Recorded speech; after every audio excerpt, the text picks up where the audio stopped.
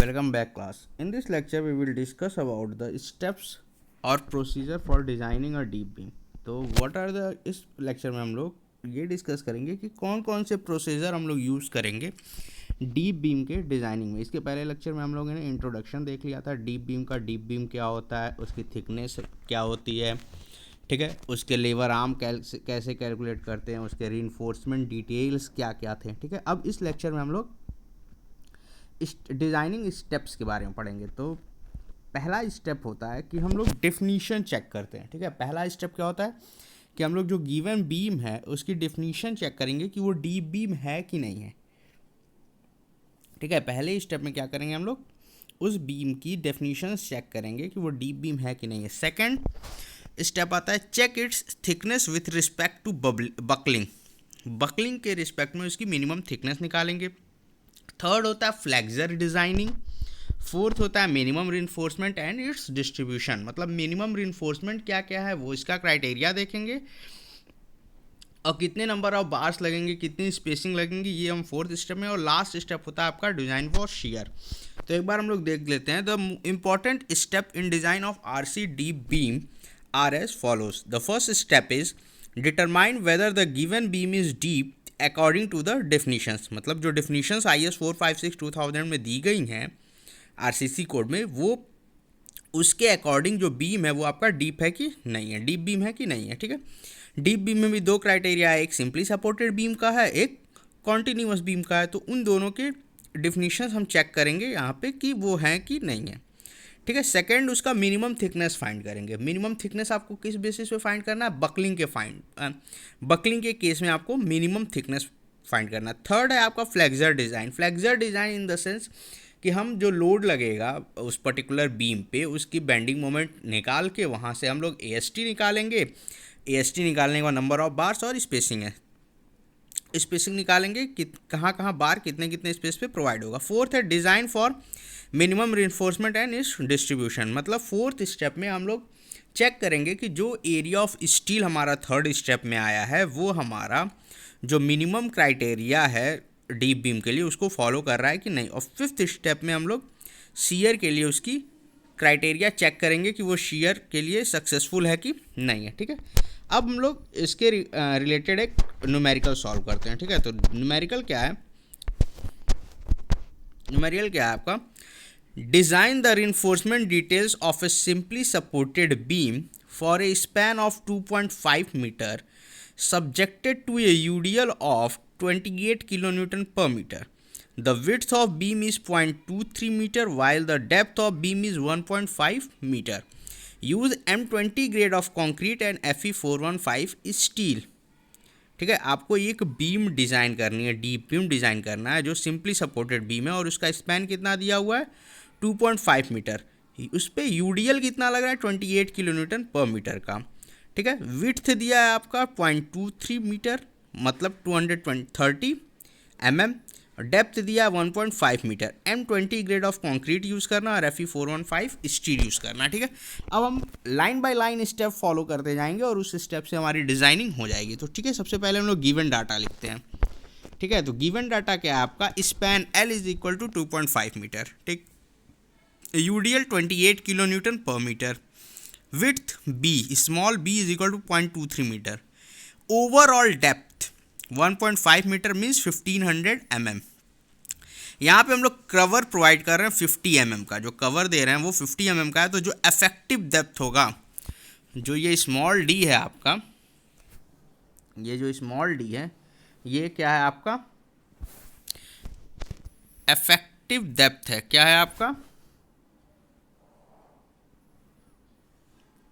Effective depth.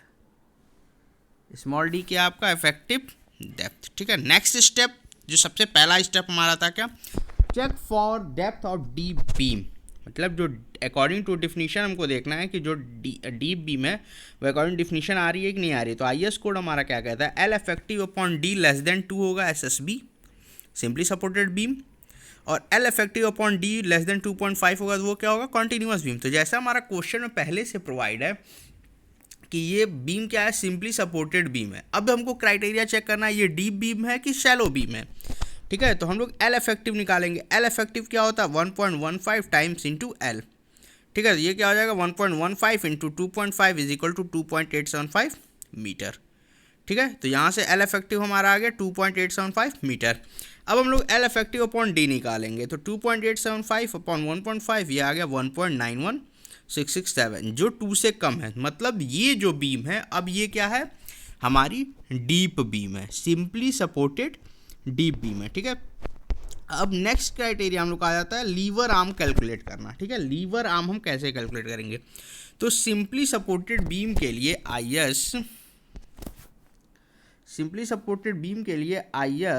456/2000 clause number 29.2 में ये given है कि आप लीवर आर्म कैसे देंगे, ठीक है। तो यहाँ से हम लोग लीवर आर्म कैलकुलेट करेंगे। तो जैसा कि हमारी वैल्यू जो है एल इफेक्टिव अपॉन डी की जो वैल्यू है 1 से और 2 के बीच में लाई कर रहा है, तो लीवर आर्म क्या हो जाएगा 0.2 एल इफेक्टिव प्लस 2D।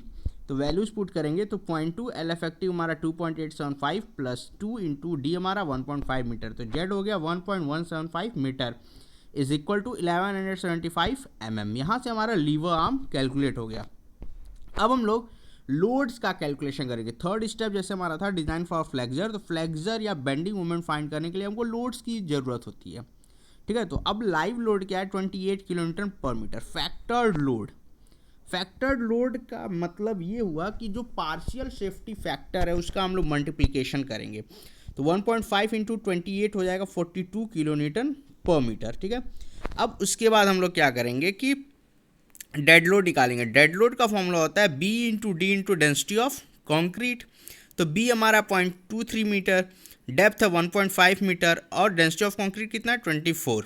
तो जो हमारा डेड लोड हो जाएगा 8.28 किलोन्यूटन पर मीटर हो गया। फिर इसको हम लोग फैक्टर्ड कर लेंगे, तो फैक्टर्ड हो जाएगा हमारा 1.5 इंटू 8.28, तो ये हो गया 12.42 किलोन्यूटन पर मीटर।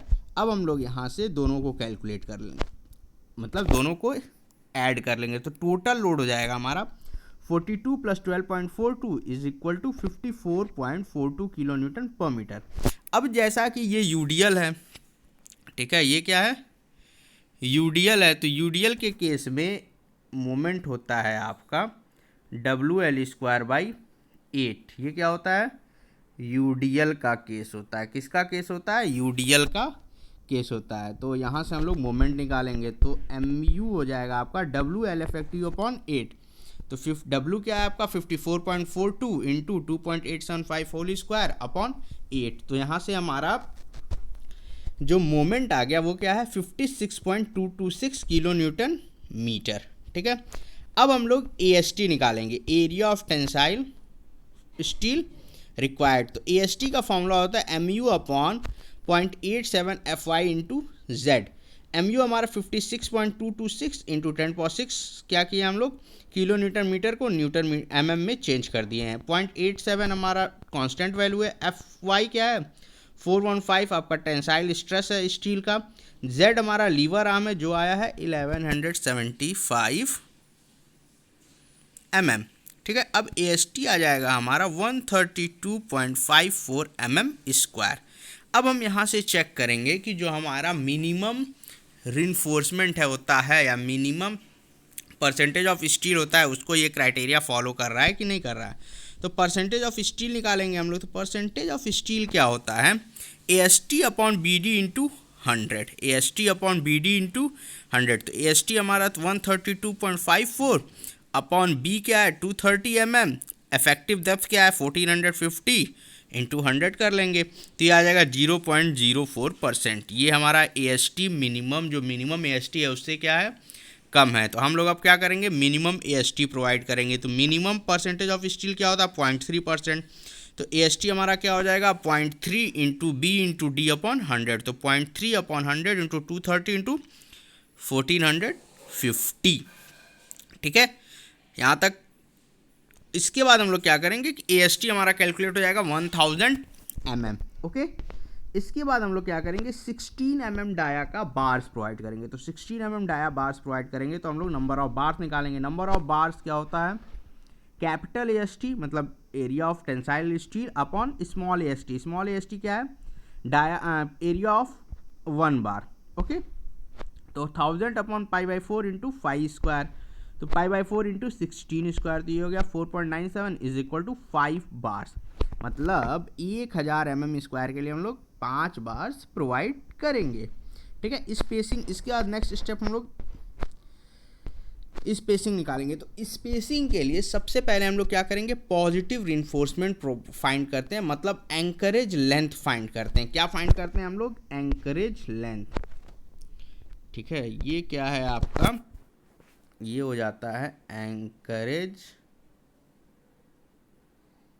लेंथ। ठीक है, एंकरेज लेंथ या इसी को कभी कभी हम लोग बोलते हैं development length. Development length in case of deep beams. ठीक है, डीप बीम्स केस में हम लोग कैसे निकालेंगे, तो डीप बीम के केस में होता है 0.8 times of L into D. ठीक है, तो अब L इंटू डी क्या है, development length in shallow beam. Shallow beam के केस में जो डेवलपमेंट लेंथ होता है वो LD होता है।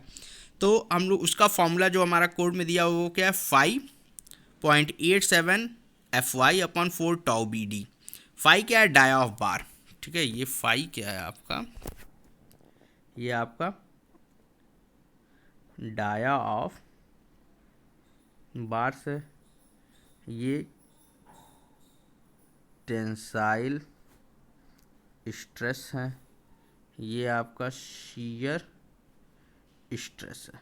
ठीक, अब फाई की वैल्यू हमको पता है, FY पता है। अब टाउ BD कैसे निकालते हैं, टाउ BD के लिए IS 456 में ग्रेड ऑफ कंक्रीट पे डिपेंड करती है टाउ BD की वैल्यू। ठीक है, पेज नंबर 43 IS 456 के पेज नंबर 43 पे आप जाएंगे तो वहाँ एक टेबल बना हुआ है टाउ BD के लिए, और वो टाउ BD किस पे डिपेंड करता है, ग्रेड ऑफ कंक्रीट पे। जैसे M20 के लिए वैल्यू होती है 1.2, लेकिन जो वो वैल्यूज़ प्रोवाइड हैं टेबल कोड में, वो वैल्यूज़ क्या है, प्लेन बार्स के लिए हैं। लेकिन हम लोग जो यूज़ कर रहे हैं वो हाई यील्डिंग डिफॉर्म्ड बार यूज़ कर रहे हैं, HYSD बार यूज़ कर रहे हैं। तो HYSD बार के लिए वैल्यू क्या बोला गया है कोड में कि आप 60% इंक्रीज कर सकते हैं, 60% वैल्यू आप क्या करेंगे, इंक्रीज कर लेंगे। तो 1.2 का हम लोग 60% इंक्रीज करेंगे, तो 1.2 का 60% इंक्रीज करने पे वैल्यू क्या आ जाएगी, 1.2 इंटू 1.6, 1.92 न्यूटन पर mm स्क्वायर। ठीक है, अब 1.6 क्या है, आप अगर 1.6 नहीं समझ पा रहे हैं तो 100 को क्या किया हम लोग 1 मान लिए हैं, 60 को 0.6, अगर 1 का 60% निकालेंगे तो क्या आएगा 0.6। फॉर एग्जाम्पल यहाँ देखिए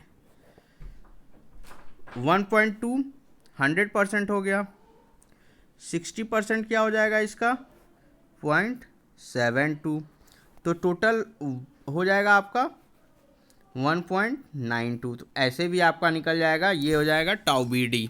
ओके, अब यहाँ से हम लोग पॉजिटिव रिइंफोर्समेंट निकालेंगे। पॉजिटिव रिइंफोर्समेंट का फॉर्मूला क्या था हम लोग का, यहाँ से देख लीजिए, 0.8 into 5.87 FY upon 4 tau BD। ठीक है, तो 0.8 हो गया, 5 16 हो गया, 0.87 FY आपका 415 है, 4 टाउ BD 1.92। ठीक है, तो यहाँ से आपका आ गया पॉजिटिव रिइंफोर्समेंट 601.75 mm। ये हो गया हमारा एंकरेज लेंथ। ओके, उसके बाद कितने जोन पे, कितने डेप्थ पे हम इसको प्लेस करेंगे। ठीक है, तो वो फॉर्मूला है आपका 0.25D माइनस 0.05 L इफेक्टिव। तो यहाँ पे हम फॉर्मूला में वैल्यूज़ पुट करेंगे। डी क्या आपका ओवरऑल डेप्थ है, एल क्या है एल इफेक्टिव, जो हम पहले निकाल चुके हैं वैल्यूज़। ठीक है, तो 0.25 इंटू 1500 हो गया, माइनस 0.05 इंटू 2875, तो ये इक्वल टू आ गया 231.25 mm। मतलब इतने जोन में हम लोग एंकरेज लेंथ प्रोवाइड कर सकते हैं। ठीक है, अब आता है वर्टिकल रिइंफोर्समेंट, तो वर्टिकल रिइंफोर्समेंट और इसके बाद एक आता है हॉरिजॉन्टल रिइंफोर्समेंट। तो ये दोनों रिइंफोर्समेंट हम लोग पर मीटर डेप्थ के लिए कैलकुलेट करते हैं। किसके लिए कैलकुलेट करते हैं? पर मीटर डेप्थ। ये जो होगा आपका पर मीटर डेप्थ होगा, ठीक है। ये आपका क्या होगा? पर मीटर डेप्थ के लिए कैलकुलेट करते हैं। कौन कौन सा? एक होता है वर्टिकल और एक होता है हॉरिजॉन्टल। ये दोनों रिइंफोर्समेंट हम लोग पर मीटर के लिए कैलकुलेट करते हैं, ठीक है। तो अब वर्टिकल रिइंफोर्समेंट देखते हैं। तो ये क्या होता है? 0.12% ऑफ क्रॉस सेक्शन पर मीटर डेप्थ, ठीक है। तो 0.12 अपॉन 100 इंटू बी इंटू 1000, क्योंकि हम लोग को डेप्थ लेना है 1 मीटर, तो 1 मीटर क्या हो जाएगा? 1000 mm। तो यहाँ से हम लोग एस टी निकालेंगे, 276 mm स्क्वायर आ गया, ठीक है। अब 8 mm डाया का बार्स प्रोवाइड करेंगे, तो स्पेसिंग क्या हो जाएगी? π/4 इंटू 8 स्क्वायर अपॉन 276 इंटू 1000, तो ये हो गया 182.12 mm। हम लोगों ने क्या किया? स्पेसिंग 180 mm प्रोवाइड कर दिया। लेकिन ये स्पेसिंग हम लोग 180 mm कैलकुलेट किए हैं, ठीक है, ये जो स्पेसिंग आ रही है 180 mm, ये आपका वन साइड के लिए है। साइड क्या? इसको फेस बोलिए, वन फेस के लिए। लेकिन बोथ फेस के लिए, फॉर बोथ फेसेस, ठीक है, बोथ फेसेस के लिए हम लोग क्या करेंगे? 180 इंटू 2 कर देंगे। क्या करेंगे? 180 इंटू 2 कर देंगे बोथ फेसेस के लिए। For both side spacing 2 into 180, 360 centre to centre. अब हम लोग चेक करेंगे कि ये स्पेसिंग जो है वो हमारे क्राइटेरिया को फॉलो कर रही है कि नहीं कर रही है। तो हमारे पास एक कैलकुलेटेड हो गया और दो हमारे कोड के वैल्यूज़ हैं। कोड के वैल्यूज़ क्या है? 3 टाइम्स इंटू बी और 450 mm, ठीक है। तो 3 इंटू बी क्या है आपका? 230 mm, तो वो हो गया 690 और 450। इन तीनों में ये लेस देन होगा, ये आपका गलत हो गया, शुड बी लेस देन, ठीक है। तो ये 1, ये हो गया 2 और ये हो गया 3। इन तीनों में जो सबसे लेसर वैल्यू होगी, कौन सी होगी? लेसर वैल्यूज ये हम लोग लेंगे, ठीक है। तो लेसर वैल्यू क्या होगी? स्पेसिंग 360 mm, ठीक है। उसके बाद आता है हॉरिजॉन्टल रिइंफोर्समेंट। तो हॉरिजॉन्टल रिइंफोर्समेंट भी जैसा मैंने बताया था कि वर्टिकल और हॉरिजॉन्टल हम लोग कैसे कैलकुलेट करते हैं? 1 मीटर डेप्थ के लिए। तो AST हॉरिजॉन्टल के केस में क्या हो गया? 0.2% ऑफ बी इंटू डी, तो 0.2 अपॉन 100 बी इंटू 1000, तो ये आ जाएगा आपका 460 mm स्क्वायर। तो 8 mm डाया हम लोग प्रोवाइड करेंगे और स्पेसिंग निकाल लेंगे। स्पेसिंग आ जाएगा 110 mm। ये स्पेसिंग भी आपका वन फेस के लिए है, वन साइड के लिए, ठीक है। तो बोथ साइड के लिए या बोथ फेसेस के लिए हम लोग को स्पेसिंग डबल करनी पड़ेगी। क्या करनी पड़ेगी? स्पेसिंग डबल करनी पड़ेगी। तो स्पेसिंग जो डबल होगी तो वो हो जाएगा 220 mm सेंटर टू सेंटर। अब फिर हम लोग क्राइटेरिया चेक करेंगे कि ये हमारी स्पेसिंग की क्राइटेरिया को फॉलो कर रहा है कि नहीं फॉलो कर रहा, फॉलो कर रहा है कि नहीं फॉलो कर रहा है। तो स्पेसिंग का क्राइटेरिया क्या था? 3 इंटू बी, तो 3 into 230 is equal to 690 mm और फिर 50। इन तीनों में जो लेस वैल्यू होगी उसको लेंगे। तो लेसर कितना है हमारा? 220 mm centre to centre, okay. अब यहाँ तक था कि हम लोग स्पेसिंग निकाल लिए और रिइंफोर्समेंट्स कैलकुलेट कर लिए। अब हम लोग क्या करेंगे कि आपका शेयर चेक करेंगे। तो check for shear, last step हमारा क्या था? Check for shear. तो टॉवी क्या होता है? VU upon BD। ये कहाँ से आया है? ये आपका IS 456 2000 से आया है, ठीक है। Tau v is equal to VU upon BD। अब VU क्या है? शेयर फोर्स है, ठीक है। B क्या है आपका? विड्थ है। D क्या है? डेप्थ है। तो VU क्या होगा आपका? जैसा कि हमारा बीम क्या है? बीम ये सिंपली सपोर्टेड बीम है, आप सोचिए सिंपली सपोर्टेड है, इस पर एक UDL लग रहा है, ठीक है, ओके। और ये हमारा क्या हो जाएगा? RA RB रिएक्शंस हो जाएंगे A और B। तो जो ये रिएक्शंस आएंगे यही तो हमारे शियर फोर्स होंगे। तो ये रिएक्शन क्या होगा? अगर ये W है तो रिएक्शंस क्या हो जाएंगे? WL/2 हो जाएगा, दोनों इक्वल होगा। तो यहाँ से हम लोग WL/2 निकालेंगे, 54.42 इंटू 2.5 अपॉन 2। तो वी यू आ गया 68.025 किलो न्यूटन। तो ये हमारा शियर फोर्स आ गया। बी पता है, डी पता है, टाउ वी हम लोग निकाल लेंगे। टाउ वी क्या हो जाएगा 68.025 इंटू 10⁻³ अपॉन 230 इंटू 1450। तो टाउ वी आ गया 0.203 न्यूटन पर mm स्क्वायर। ठीक, 0.203 न्यूटन पर mm स्क्वायर। अब यहाँ से हम लोग क्या करेंगे कि आपका मिनिमम परसेंटेज ऑफ स्टील निकालेंगे, क्योंकि हमको क्राइटेरिया चेक करना है कि tau V less than tau C होना चाहिए। ठीक है, तो परसेंटेज ऑफ स्टील क्या हो जाएगा 1000/230 इंटू 1450 इंटू 100.3%। और ग्रेड ऑफ कॉन्क्रीट क्या है M20। तो हम लोग टाउ सी फाइंड करेंगे। क्या फाइंड करेंगे? टाउ सी जो टेबल दिया हो पेज नंबर 73 में। ठीक है, इस केस में हमारा टाउ सी जो आ रहा है वो आ रहा है 0.33। ठीक है, 0.33 आ रहा है जो, और टाउ वी हमारी कितनी आई थी 0.203।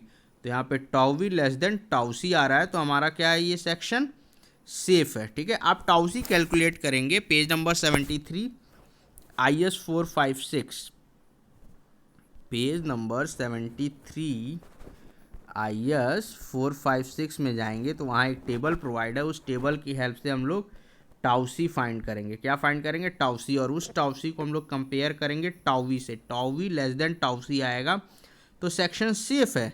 अगर ये नहीं आता है तो हम लोग क्या करेंगे, डेप्थ को इंक्रीज करेंगे और फिर से हम लोग रीडिज़ाइन करेंगे। ठीक है, अब एक लास्ट स्टेप आता है, shear taken up by concrete without reinforcement. मतलब वो शियर, उस समय हम शियर फोर्स कैलकुलेट करेंगे जब हमारा रेनफोर्समेंट नहीं प्रोवाइड होगा। तो उसका फॉर्मूला होता है VC is equal to 0.72 in bracket D minus 0.35 AV FT into T।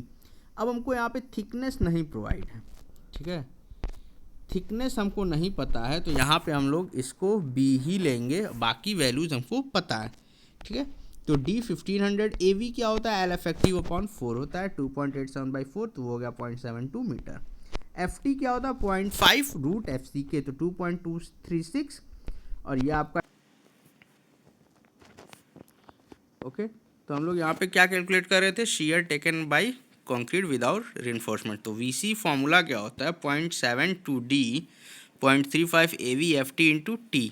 D क्या है आपका 1500 mm है, AV क्या है L इफेक्टिव अपॉन 4, तो वो हो जाएगा 2.87/4 is equal to 0.72 metre. FT is equal to 0.5 root FCK is equal to 2.236, और T जो हमारा B के इक्विवेलेंट होगा वो 230 mm होगा। तो VC आपका हो जाएगा 0.72 1500 minus 0.35 into 720 okay into 2.236 into 230। तो VC हो जाएगा आपका 4,62,111.4368 न्यूटन। तो यहाँ से VC क्या हो जाएगा हमारा 462.12 किलो न्यूटन। अब इसके बाद एक चेक आता है कि जो VC होगा, ठीक है, जो VC हमारा कैलकुलेटेड VC है वो हमारा ग्रेटर देन होना चाहिए VU। ठीक है, तो ये वैल्यू सेफ हो जाती है, यहाँ से क्या हो जाएगा, सेफ हो जाएगा। ठीक है, तो ये वैल्यूज हमारी आ रही है, तो VC क्या हमारा 462 और हमारा VU कितना था 68, तो ये वैल्यूज हमारी सेफ है। ठीक है, यहाँ से हम ये वैल्यूज सेफ मानेंगे। ओके, इसके बाद हम लोग एक और न्यूमेरिकल सॉल्व करेंगे।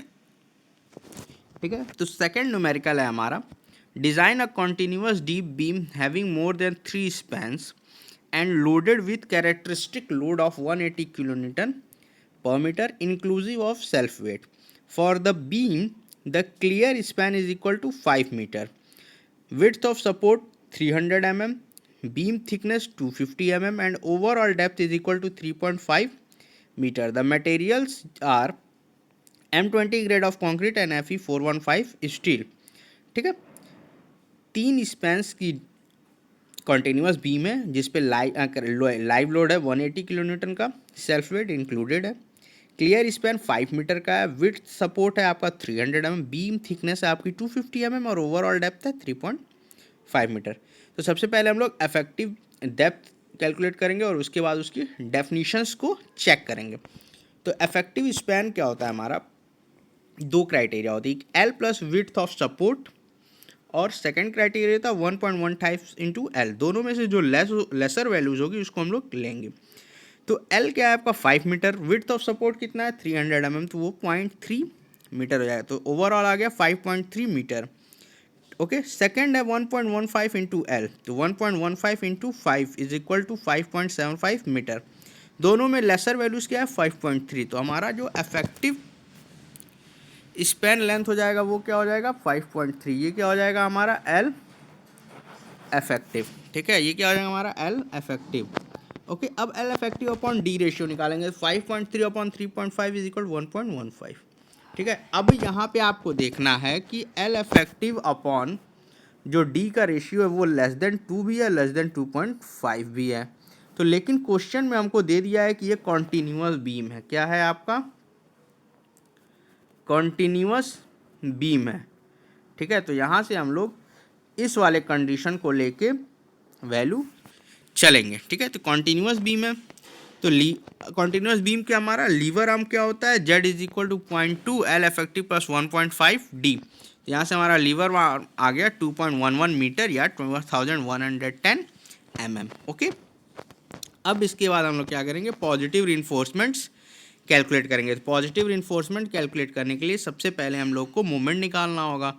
तो जो मैक्सिमम मोमेंट होता है पॉजिटिव रिइंफोर्समेंट क्या होता है, जो हमारा पॉजिटिव बेंडिंग मोमेंट होता है, पॉजिटिव रिइंफोर्समेंट हमेशा हम लोग पॉजिटिव बेंडिंग के केस में निकालते हैं। किसमें, पॉजिटिव बेंडिंग मोमेंट के केस में निकालते हैं। तो पॉजिटिव बेंडिंग मोमेंट जो हमारा होता है वो क्या होता है WL इफेक्टिव बाई 24।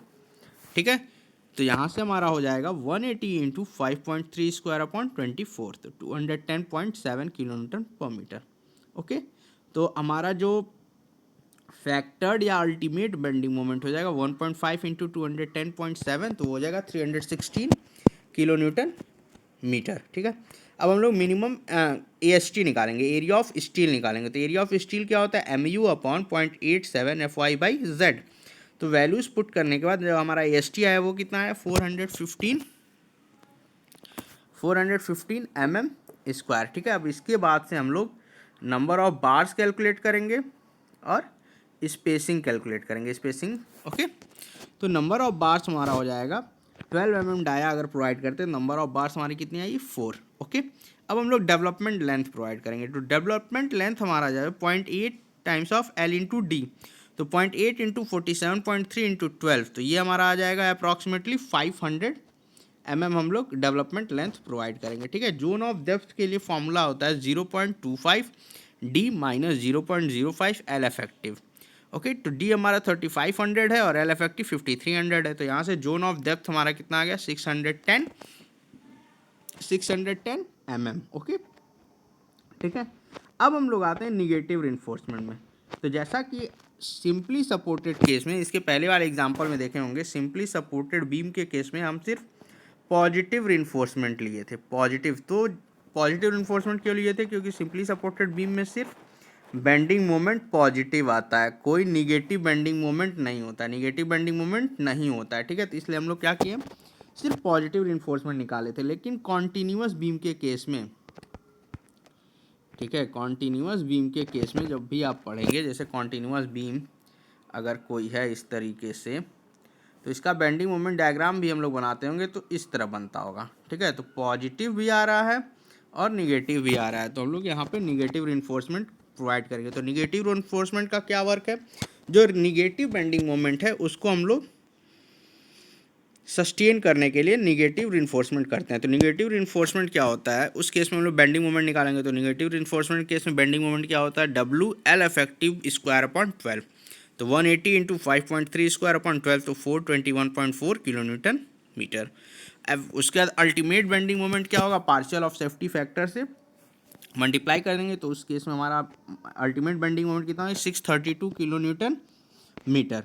अब AST निकालेंगे, तो AST हमारा कितना आ रहा है 830 mm स्क्वायर। कितना आया 830 mm स्क्वायर। ओके, अब यहाँ से हम लोग स्टील डिस्ट्रीब्यूशन प्रोवाइड करेंगे। तो जैसा निगेटिव बेंडिंग मोमेंट के केस में या निगेटिव रिइंफोर्समेंट के केस में हमारा जो डिस्ट्रीब्यूशन होता है वो 2 जोन में होता है, जोन 1 और जोन 2। ठीक है, तो उन दोनों जोन का देखते हैं। तो डिस्ट्रीब्यूशन ऑफ स्टील क्या है कि हम लोग 50% बार्स जो है 0.5D डेप्थ पे हम लोग कर्टेल कर लेते हैं, मतलब हटा देते हैं, रिडक्ट कर देते हैं। ठीक है, तो जोन 1 में डेप्थ कितना होगा आपका 0.2D फ्रॉम टॉप, तो डेप्थ कितना होगा 700 mm। ओके, अब AST कितना हो जाएगा, AST into 0.5 LFFT upon D into 0.5, तो यहाँ से हमारा AST आ जाएगा 421 mm²। तो हम लोग 12 mm डाया प्रोवाइड करेंगे तो नंबर ऑफ बार्स क्या हो जाएंगे 4। अब इसमें हम लोग नंबर ऑफ बार्स क्या है 4, तो अब यहाँ से 4 ये होता है कि 4 में से जो हमारा 50% होगा वो कितना होगा 2 होगा, तो 2 बार्स हम लोग फुल प्रोवाइड करेंगे, मतलब फुल बार प्रोवाइड करेंगे, और 2 बार जो होगा वो हम लोग 50% कर्टेल बार प्रोवाइड करेंगे, मतलब वो बार क्या होगा 50% ही होगा। ठीक है, तो provide 2 full bars and 2 cartel bars. ठीक है, अब जोन 2 की डेप्थ जो होती है वो आपकी 0.2D टू 0.08D होता है। ठीक है, फ्रॉम टॉप, तो ये 700 mm से 280 mm के बीच में डेप्थ होगा। ठीक है, तो AST जो उस कंडीशन में आएगा वो क्या होगा, जो हम लोग AST टोटल AST निकाले थे उसमें से जोन 1 वाला माइनस कर देंगे तो हमारा AST जोन 2 के लिए निकल जाएगा। तो जोन 2 के लिए AST कितना हो गया 409 mm²। अब इसमें हम 12 mm डाया प्रोवाइड करेंगे तो हमारा बार्स कितना आएगा 4। ठीक है, तो सेम वही कंडीशन करेंगे कि 2 फुल बार प्रोवाइड करेंगे और 2 कर्टेल बार। अब आता है हम लोग का वर्टिकल रिइंफोर्समेंट निकालना और हॉरिजॉन्टल रिइंफोर्समेंट निकालना। तो वर्टिकल रिइंफोर्समेंट और हॉरिजॉन्टल रिइंफोर्समेंट हम लोग 1 मीटर डेप्थ पे प्रोवाइड करते हैं, तो वर्टिकल रिइंफोर्समेंट क्या हो जाएगा 0.12% ऑफ BD, तो 0.12% अपॉन 100 इंटू 250 इंटू 1000, तो ये जाएगा 300 mm²। 8 mm का डाया प्रोवाइड करें, नंबर ऑफ बार्स कितना आ गया 2। हॉरिजॉन्टल रिइंफोर्समेंट इसी तरह हम लोग देख लेंगे, तो AST कितना हो जाएगा 0.2% ऑफ BD, तो ये हो जाएगा आपका 500 mm। 500 mm²। 8 mm डाया बार प्रोवाइड करेंगे और नंबर ऑफ बार्स हो जाएगा 3 बार्स। ओके, तो ये हम लोग की टोटल डिज़ाइनिंग थी। इसके बाद हम लोग फिर एक बहुत छोटा ही टॉपिक है, चेक फॉर लोकल फेल्योर्स। ठीक है, लोकल फेल्योर्स कैसे होते हैं, ठीक है, तो उसको हम लोग देख लेते हैं कि लोकल फेल्योर्स का चेक कैसे होता है। ठीक है, अभी तक हम लोग क्या किए कि 2 न्यूमेरिकल्स लगाए, एक सिंपली सपोर्टेड बीम का और कंटिन्यूअस बीम का। अब हम लोग नेक्स्ट टॉपिक पढ़ेंगे चेकिंग फॉर लोकल फेल्योर्स। तो लोकल फेल्योर्स कैसे चेक होते हैं, ठीक है, तो special care should be taken to check the bearing stress at the support as well as at the loading points. ठीक है, तो स्पेशल केयर प्रोवाइड किया गया है बियरिंग स्ट्रेस को चेक करने के लिए सपोर्ट्स पे और लोडिंग पॉइंट्स में, मतलब जहाँ पे हमारे सपोर्ट्स हैं और जहाँ पे हमको लोड्स लग रहा है। तो IS 456 में दो permissible ultimate stress is limited to 0.45 FCK। ठीक है, IS 456 में जो हमारा परमिसिबल स्ट्रेस प्रोवाइड किया गया है वो आपका IS 456 में परमिसिबल अल्टीमेट स्ट्रेस है 4.45 FCK। ठीक है, ये हमारा अल्टीमेट स्ट्रेस प्रोवाइड करने के लिए बोला गया है। लेकिन BIS में ब्यूरो ऑफ इंडियन स्टैंडर्ड में कुछ डिफरेंट कंडीशंस हैं, उस कंडीशंस में हम लोग को देखना है कि कैसे लोकल फेल्योर्स कब कब हो सकते हैं, कितने स्ट्रेस पे। ठीक है, तो the area of support should be strengthened by vertical steel and spiral binders to avoid brittle and premature failure at support. ठीक है, तो जो एरिया है सपोर्ट पर उसको हम लोग क्या करेंगे वर्टिकल स्टील प्रोवाइड करेंगे और स्पाइरल बाइंडर्स, स्पाइरल बाइंडर मतलब स्टीरप्स प्रोवाइड करेंगे हम लोग को ब्रिटल और प्री मैच्योर फेल्योर को रोकने के लिए। ठीक है, तो अब BIS क्या क्या अलाउ करता है उसको देख लेते हैं। BIS allows the following bearing stresses. BIS क्या है, डिफरेंट कंडीशंस पे डिफरेंट बियरिंग स्ट्रेस की वैल्यूज प्रोवाइड किया है। ठीक है, तो पहला क्या है dry bearing stress on concrete. ठीक है, dry bearing stress on concrete, इसका मतलब हुआ कि जो बियरिंग स्ट्रेस है वो बिना किसी मटेरियल के डायरेक्ट कंक्रीट पे लग रहा है। ठीक है, डायरेक्ट कंक्रीट पे लग रहा है, बिना किसी मटेरियल का मतलब कोई भी पेंटिंग या कुछ भी नहीं है, जो सरफेस है वो क्या रफ है। तो उस केस में हमारा जो बियरिंग स्ट्रेस होगा वो क्या होगा 0.4 FCK। क्या होगा 0.4 FCK। सेकेंड कंडीशन है बेडेड बियरिंग ऑन कॉन्क्रीट। अब बेडेड बियरिंग का क्या मतलब कि जब कॉन्क्रीटिंग हो जाती है तो उसके बाद एक लेयर हम मोर्टार लगा देते हैं जिससे सरफेस क्या हो गया स्मूथ हो गया। उस केस में जो हमारा बियरिंग स्ट्रेस होगा 0.6 FCK होगा। ठीक, कितना होगा 0.6 FCK। ठीक है, थर्ड कंडीशन जो लास्ट कंडीशन है वो क्या है आपकी, concrete face of steel bearing placed cast into member और support end not exceeding 40% of concrete dimension. मतलब हम क्या किए हैं कि इस कंक्रीट के फेस पे स्टील बियरिंग प्लेट कास्ट की है, ठीक है। जैसे कि ये हमारा कोई डीप बीम है, यहाँ पे हम लोग क्या किए हैं, एक इस तरह से स्टील प्लेट लगा दिए हैं। क्या है ये, स्टील प्लेट लगा दिए हैं जो हमारा, और इसकी एक कंडीशन है कि ये 40% से ज़्यादा नहीं होना चाहिए कंक्रीट के डायमेंशन से, ठीक है। अब इस कंडीशन में हमारा जो बियरिंग स्ट्रेस होगा वो क्या होगा, 0.8 FCK। क्या होगा, 0.8 FCK, ठीक है। तो ओवरऑल ये हमारा डीप बीम के न्यूमेरिकल्स थे, और हम लोग लोकल फेल्योर्स पढ़ लिए कि कैसे कैसे लोकल फेल्योर्स होते हैं और कैसे हम लोग उससे बच सकते हैं, ठीक है। अब नेक्स्ट क्लास में हम लोग कॉर्बेल के बारे में पढ़ेंगे, ठीक है। कॉर्बेल क्या होता है और कॉर्बेल्स के क्या क्या स्पेसिफिकेशंस हैं। ओके, तब तक के लिए थैंक यू।